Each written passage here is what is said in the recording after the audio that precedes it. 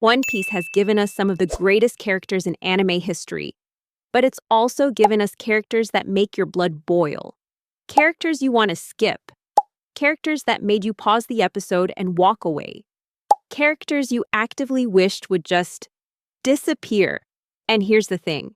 Every single one of them was designed that way, on purpose, by a man who has been planning this story for over 25 years. Today we're counting down the 10 most hated characters in One Piece. And for each one, we're going to answer the question nobody asks. Why did Oda create them this way? Because the answer will completely change how you see this story. Let's get into it. Number 10, Buggy the Clown. Starting off our list with a man who has absolutely no business being as successful as he is. Buggy the Clown, East Blue, the weakest sea. And yet, even here, Buggy's embarrassing. He gets beaten by Luffy, a complete rookie. His crew abandons him. He literally loses his own body parts. Fans hate Buggy because he represents everything that feels unfair about One Piece. He's weak, he's cowardly, he's a joke, and yet he keeps rising. First he becomes a warlord, then somehow a Yonko, one of the 4 most powerful pirates in the world. The internet collectively lost its mind. But here's what Oda is actually doing. Buggy is the living proof of one of One Piece's core themes. That strength alone doesn't determine your place in the world. Reputation does, connection does, luck does. Being in the right place at the right time does. Buggy stumbles into every major moment in history. He was Roger's crew. He was at Marineford. He freed the prisoners at Impel Down. He didn't earn any of it through power. He earned it by surviving. By being impossible to pin down, by making people believe he was more than he was. And in a world run by the world government, an institution built entirely on the illusion of authority, Buggy is Oda's joke at the system's expense. If a clown can become a Yonko, what does that say about the people who were born into power? Number 9, Kobe. Next up, a character a lot of fans quietly resent. Kobe. He starts the series as a crying, terrified cabin boy who can barely stand up straight. Luffy saves him, gives him confidence, points him toward his dream, and then Kobe just keeps leveling up, off-screen, repeatedly. By the post-time skip, he's a Marine captain. By Marineford's aftermath, he awakens Haki in the middle of a battlefield. By Egghead, he's apparently strong enough to hold his own in the New World. Fans hate this because it feels unearned. He didn't bleed for it the way Zoro did. He didn't sacrifice like Robin. He just grew. But that's exactly Oda's point. Kobe is Luffy's mirror image. Everything Luffy does, every island freed, every corrupt system dismantled, every person inspired, it sends a ripple through the world, and Kobe catches every ripple. He's not strong because of training. He's strong because he was touched by Luffy's will at the very beginning and never let go of it. Every time Kobe levels up, it's Oda quietly showing you the impact Luffy has on the world around him. Even people he barely spent time with, Kobe isn't annoying. Kobe is a measurement, a thermometer for how much Luffy has changed everything. Number 8, Saint Charlos. Number 8 is less of a character and more of a physical reaction. Saint Charlos, Celestial Dragon. The moment this man appears on screen, shooting Hatchin in cold blood, attempting to enslave Shirahoshi, walking through the world like every living thing exists for his pleasure, you feel something primal. Rage. Pure, unfiltered rage. Fans don't just dislike Charlos. They fantasize about what Luffy's gonna do to him when the time comes. They count the episodes. They rewatch the punch scene on loop. And Oda knows this. He designed it. Charlos is not a complex villain with understandable motivations. He's not meant to be. He is the concentrated, distilled essence of what the world government actually is at its core. A system where some people are born believing they own everyone else. He makes you feel the injustice of the One Piece world in your stomach. Not in your head, in your stomach. Because Oda doesn't want you to intellectually understand why the Revolutionary Army exists. He wants you to feel it. Desperately. Personally. Every time Charlos appears and walks away unpunished, the story is winding a spring tighter and tighter. And when it finally releases, It's going to be the most satisfying moment in the series. Number 7. Orochi. Number 7 is a character specifically engineered to make you feel sick. Kurozumi Orochi, Wano's shogun. A man with no fighting ability worth mentioning, no honor, no redeeming quality of any kind. He rules through fear, manipulation, and by hiding behind Kaido's strength. He poisons his own country. He hunts children. He laughs at suffering. And every time it looks like he's finally going to face consequences, he survives again. Fans despise Orochi because he represents a specific kind of evil that feels deeply real. He's not Kaido, a monster you can at least respect for raw power. He's a coward who built a system of oppression and hid inside it. But Oda put him there for a reason. Orochi is the answer to the question, what does tyranny actually look like in practice? Not a demon king, a bureaucrat, a frightened petty man who got access to power and used it to punish everyone who ever made him feel small. Wano's suffering isn't Kaido's fault, it's Orochi's. Kaido is a natural disaster. Orochi is a choice, and that's what makes him more hateable than almost any other villain in the series. Because somewhere in the real world, there are Orochis. And they do exactly what he does. Oda drew him from life. Number 6. Sanji. Okay, this one is going to upset some people. But we're being honest today. Post-time skip Sanji, not Sanji as a character overall. Sanji is one of the greatest characters in One Piece. But specifically his behavior in the early post-time skip era.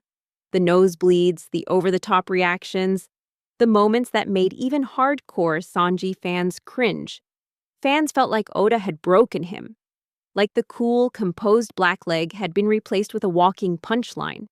But here's what Oda was doing that most people missed in the moment. Sanji's exaggerated behavior around women is the surface expression of something much darker underneath. A desperate, almost pathological need to be seen as worthy of love and connection. He grew up in the Vinsmoke family, a father who saw him as a failure, brothers who tortured him, a mother who died trying to give him humanity in a family designed to have none. His obsession with women isn't just comedy. It's a man who was starved of warmth his entire childhood, reaching for it in the only ways he knows how.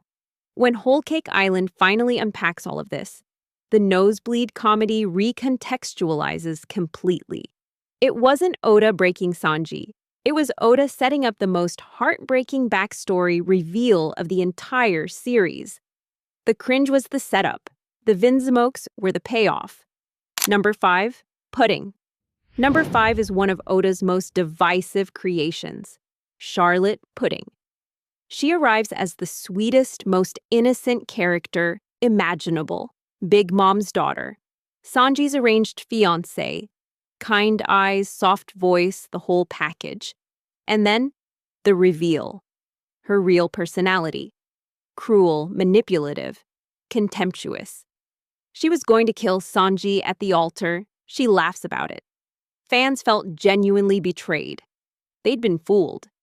And the anger at being fooled transferred directly onto Pudding. But then Oda does it again, this time in reverse. Sanji compliments her third eye, something nobody has ever done without cruelty, and Pudding, who built her entire personality as armor against a world that mocked her, completely breaks down. She can't handle kindness. She doesn't know what to do with it. And suddenly, the manipulative villain becomes one of the most tragic characters in the arc. Oda used your hatred of Pudding as a weapon. He made you despise her so completely that when she breaks, when she erases her own memories of Sanji because she can't bear to keep them, it hits twice as hard. You hated her. Then you felt sorry for her. Then you missed her.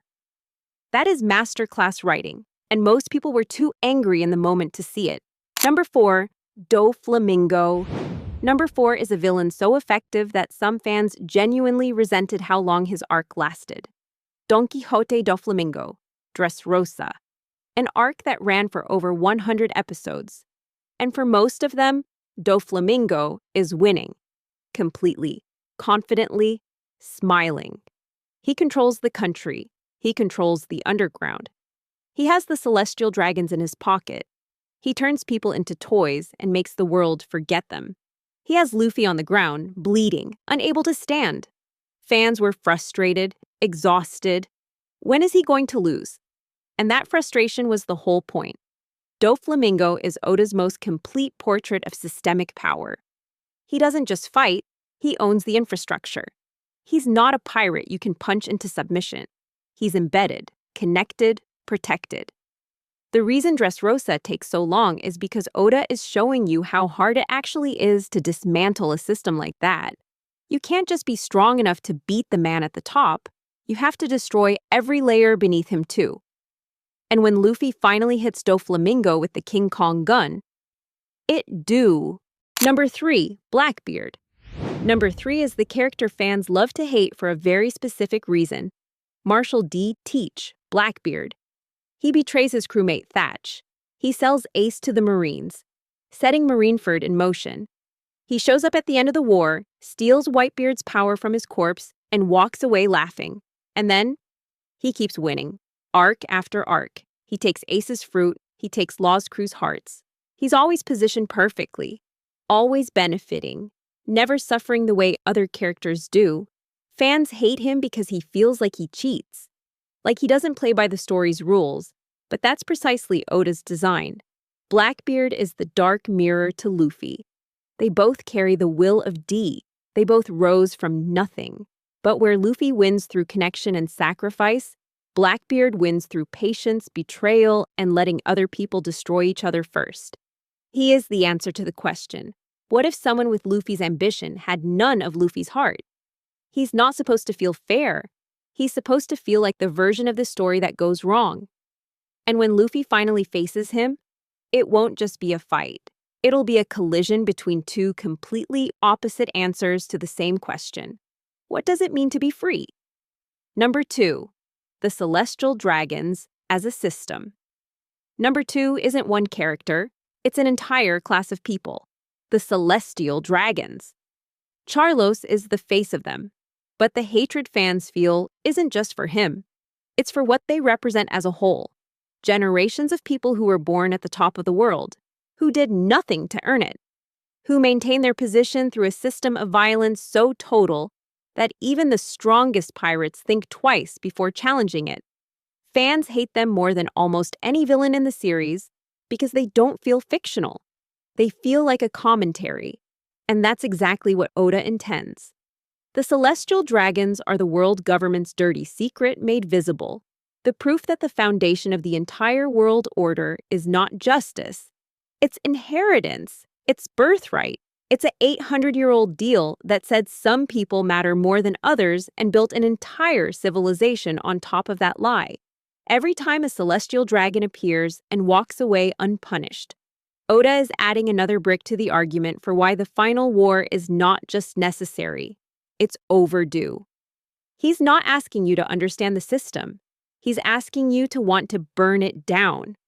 And by the time the story ends, you will, number 1, Akainu. And number 1, there was never any other choice. Sakazuki, Akainu, the man who killed Ace. Let's not dance around it. That moment, Akainu's fist through Ace's chest, is the single most traumatic event in One Piece history for most fans. People cried. People quit the anime. People came back weeks later because they couldn't stay away. And then, Akainu doesn't just survive. He gets promoted. He becomes Fleet Admiral. He leads the Marines into the time skip. He is rewarded for what he did. The hatred for Akainu is personal in a way that no other character in this series achieves. It's not just that he's evil. It's that the world gave him a medal for it. But here's what Oda is doing with Akainu that most people miss when they're deep in grief. Akainu is the world government's truest believer. His philosophy, absolute justice, isn't hypocrisy. He genuinely believes that the ends justify the means, that sacrificing a few for the stability of many is correct. That mercy is a weakness that costs lives in the long run. He's not wrong by accident. He's wrong by design. A perfectly constructed argument for a perfectly wrong worldview. Oda created Akainu to be the final answer to a question the whole series is asking. Can a system built on absolute power ever produce justice? And the answer, written in Ace's blood on the sand at Marineford, is no. Akainu doesn't just kill Ace, he proves that the world government cannot reform itself from within. That's why the Revolutionary Army exists. That's why the final war is coming. That's why Luffy doesn't just want to be Pirate King, he wants to find a world where something like Marineford can never happen again. Akainu is the reason the story needs to end the way it does, and that is the most important thing Oda has ever written. 10 characters, 10 different kinds of hatred. But here's what they all have in common. Every single one of them makes you feel something so strongly that you can't look away. They make you angry. They make you frustrated. They make you desperate for the story to move, to fix what they broke, to make things right. And that is exactly what Oda wants. Because a story you feel nothing about is a story you forget. One Piece has been running for over 25 years, and you still remember exactly where you were when Ace died. That's not an accident. That's a master at work. Drop your most hated One Piece character in the comments, and whether you think they deserved it or not. I read every single one. Subscribe if you're new. See you in the next one.